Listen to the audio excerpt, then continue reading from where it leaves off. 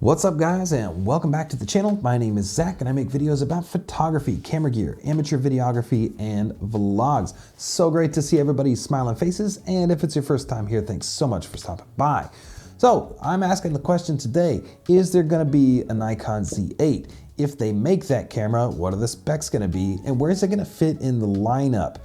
Let's talk about the Nikon camera lineup. On the DSLR side, you have the D610, the 750, the 850, as well as the Pro D5, D6 bodies. On the mirrorless side, the Z bodies, you have the Z5, you have the Z6 II, 7 II, and the $5,500 Nikon Z9. So right now, they have a one-to-one, exchange for all of the DSLR bodies in terms of price. The 610 and Z5 about the same pricing, around $1,000. 750, 6 II about $2,000. 850 Z7 II about $3,000, and then the Pro bodies around that $5,000 to $6,000 price point. The camera that is throwing me off the most when I'm speculating about the Z8 is actually the Z7 II, and the reason is that was always supposed to be the D850 mirrorless replacement, but it just never was received that way. The D850 was the Swiss Army knife of cameras with a huge megapixel sensor and a pro rugged body. The Z7 II just it didn't quite have that, right?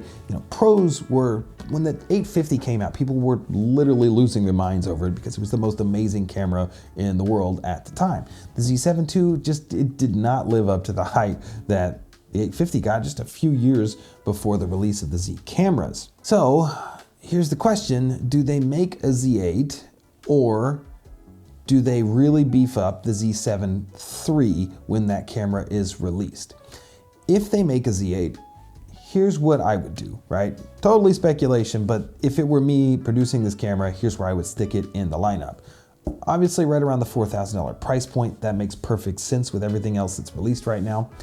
But you have to be careful how you spec this because, like I said earlier, you don't want to kill sales for the 7 II or the Z9. It needs to stand out from those and be its own unique kind of thing. Maybe taking a little bit from both, but really becoming, the sweet spot Swiss Army knife camera that we want it to be. I think it's going to have a huge megapixel sensor. This time I think they're going for 60, 61. Because there's no sense. They've already got 45 in the 7 II, they've already got 45 in the Z9. It needs to be different. Put 60 megapixels in it, similar to what you get with the Sony a7R IV, I believe.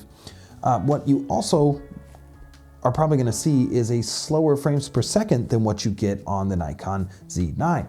So I'm looking at probably what you get with the Z6 II, which is 12 to 14 frames per second, especially when you're using the continuous high extended mode, which would make it a really good sports and wildlife camera, but it's not gonna compete in the same realm as that 20 frames per second Z9, or it's 30 frames if you shoot in JPEG. This would have to be somewhere in there, right?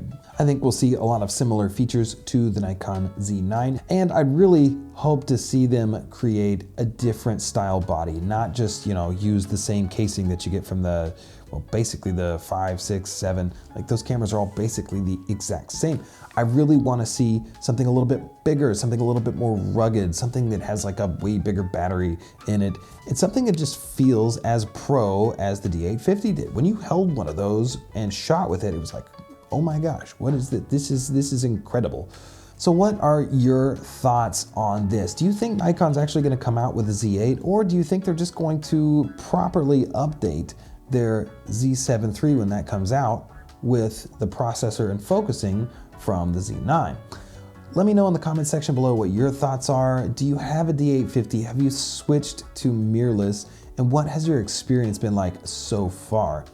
Thank you so much for watching, guys. That's all I have for you today. Make sure that you hit that subscribe button down below to see more content, more speculation about Nikon cameras, because everybody here knows I love to do that. And I will see you guys in the next one. Bye.